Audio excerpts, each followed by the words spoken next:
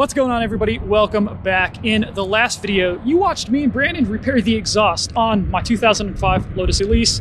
It didn't fit quite right with my Euro panel. The tips were just off a little bit, so we did a bit of finessing to make it fit a little bit better. Still not perfect, but at least it doesn't rattle the rear panel.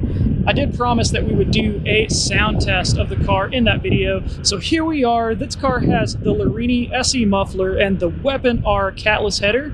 Sounds really good, and we're going to do some clips for you right now.